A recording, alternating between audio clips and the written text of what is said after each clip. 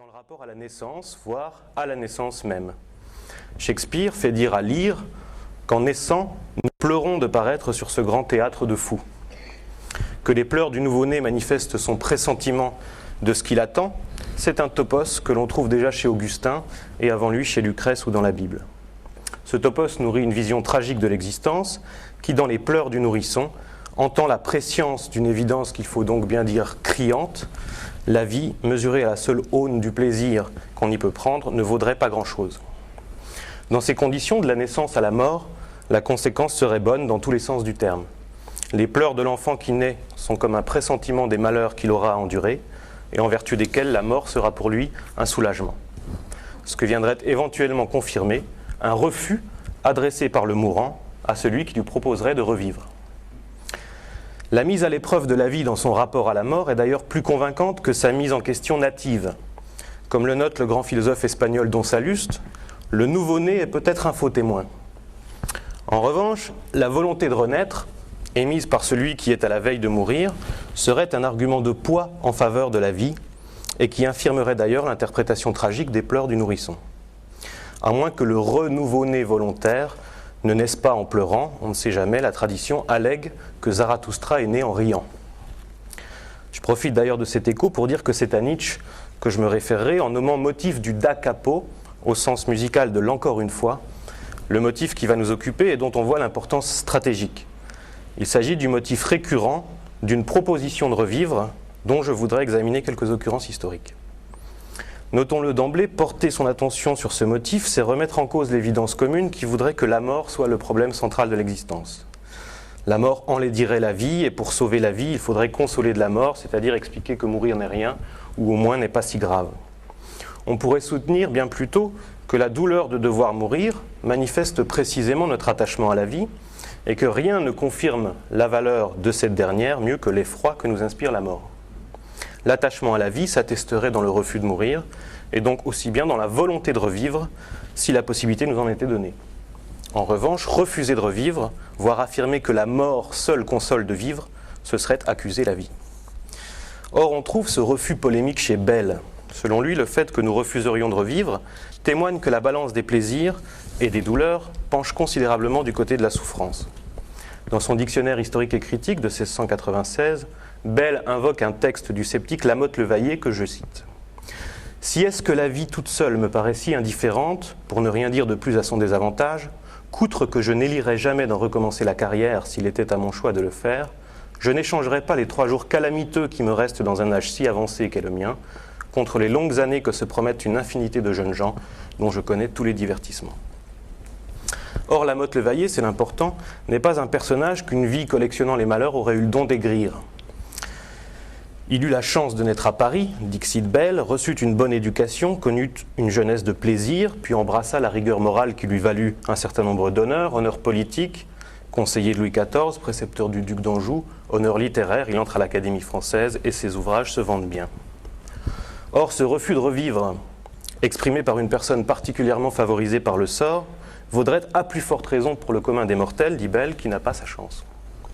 Et Bell d'en conclure que si l'on ne veut pas mourir, on veut encore moins revivre, ce qui lui permet d'attaquer le discours de la théologie rationnelle qui prétend, en ayant recours aux seules ressources de la raison, connaître l'existence et les propriétés d'un Dieu sage, tout-puissant et bon.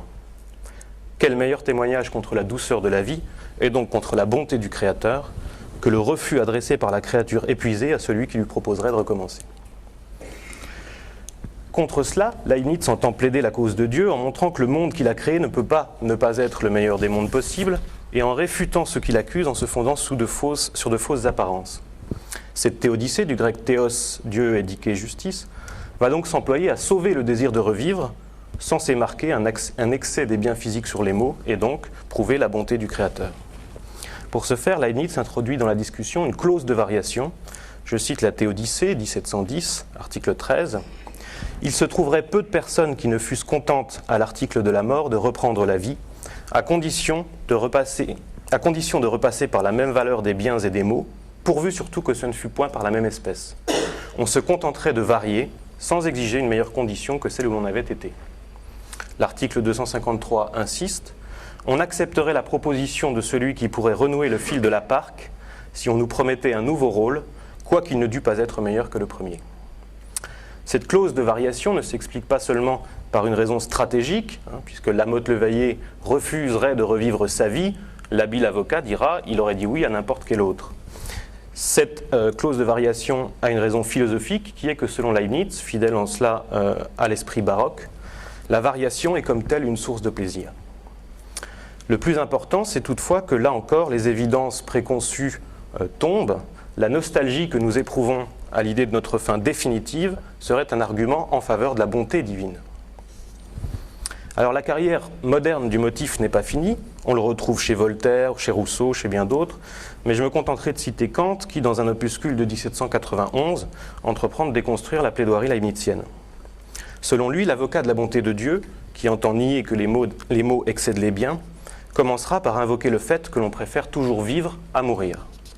Face à l'objection des suicidaires, il ajoutera que le temps qui précède le suicide confirme la préférence pour la vie, et donc l'excès des biens sur les mots, et que le passage à l'acte n'est pas autre chose que le passage à un état d'insensibilité où l'on ne ressent ni douleur ni plaisir, de sorte que même pour le suicidaire, jusqu'au suicide, plus de plaisir que de mal, et après le suicide, rien.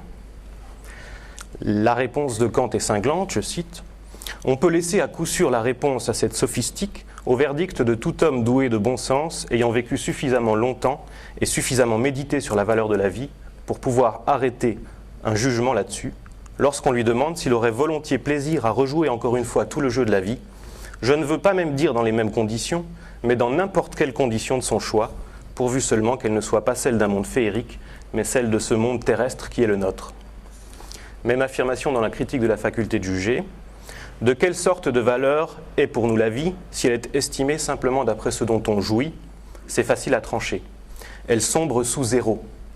Car qui voudrait bien commencer à nouveau la vie, sous les mêmes conditions, ou même selon un nouveau plan projeté selon lui, toutefois conforme au cours de la nature? Kant renchérit donc sur Leibniz, au point que le refus couvre désormais toute variation possible. Aucune vie possible ne saurait susciter un désir de revivre. Et si la totalité du possible est ici concernée, c'est parce que le monde est en cause, au sein duquel toute existence doit s'inscrire.